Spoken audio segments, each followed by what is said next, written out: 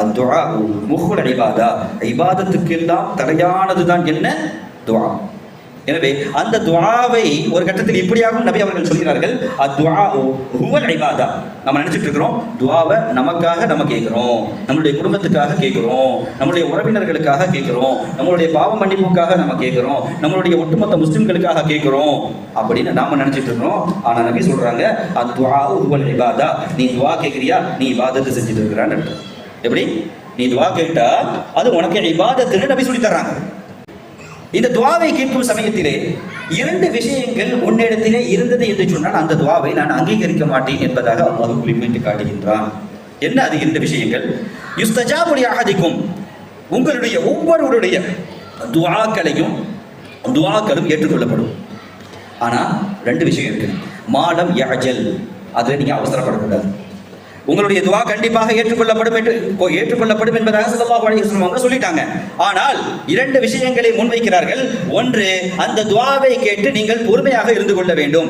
எங்கே, எப்போது, எப்படி உனக்கு நல்ல விஷயங்களை அல்லாஹ் நாடி இருக்கின்றானோ அங்கே அது அப்படி கரெக்டா சரியான நேரத்தில் வந்து சேரும்.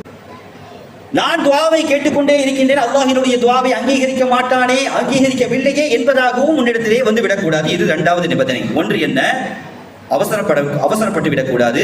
இரண்டாவது, கத் தஅவுது, நான் துஆ செய்து விட்டேன், ஃபலா அவ் ஃபலம் யுஸ்தஜிப் லி, அல்லாஹ்வினுடைய துஆவை ஏற்றுக்கொள்ளவில்லையே என்பதான ஒரு குற்றச்சாட்டை அல்லாஹ்வின் முன்பாக நீ வைக்க கூடாது என்பதாக ஸல்லல்லாஹு அலைஹி வஸல்லம் அவர்கள் சொல்லி தருகிறார்கள்.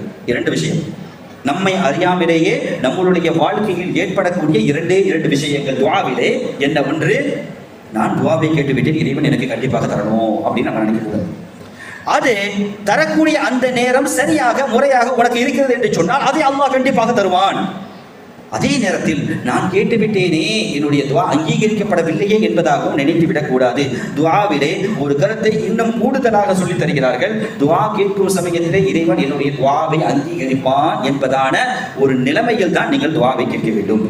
இறைவா, நான் இதெல்லாம் எதுவுமே செய்யலையே, இறைவா இந்த அமல்கள் எல்லாம் இல்லையே, என்னுடைய வாழ்க்கையில் இல்லையே, நான் கேட்கவில்லை, நான் இந்த அமல்களை எல்லாம் செய்யவில்லையே. நீ செய்யலதா ஆனால் என்னிடத்திலே நீ வாழ்க்கையில் எவ்வளவு காலம் துஆவை கேட்டுக்கொண்டிருந்தார். உன்னுடைய துஆவிலே பாதியை நான் உனக்கு கொடுத்துவிட்டு மீதி பாதியை உனக்காக நான் இங்கே வைத்திருக்கின்றேன். இறைவா, எனக்கு இந்த கஷ்டமா இருக்குது அல்லாஹ், இதுக்கு ரொம்ப கஷ்டத்தில் இருக்கிறேன், கடல்ல இருக்கிறேன். இறைவா, என்னுடைய கடன்களை எல்லாத்தையும் நிவர்த்தி செஞ்சிரு. இறைவா, நான் உம்ரா செய்யணும்னு ஆசைப்படுறேன், ஹஜ் செய்யணும்னு ஆசைப்படுறேன். அல்லாஹ்வுக்கு முன்பாக பேசணும். அல்லாஹ் என்னுடைய துஆவை ஏற்றுக்கொள்வான் என்பதில் 100% நாம் ஆதரவு வைத்து நாம் அந்த துஆவை கேட்க வேண்டும். அதைத்தான் அல்லாஹ்வும் பிரியப்படுகிறார்.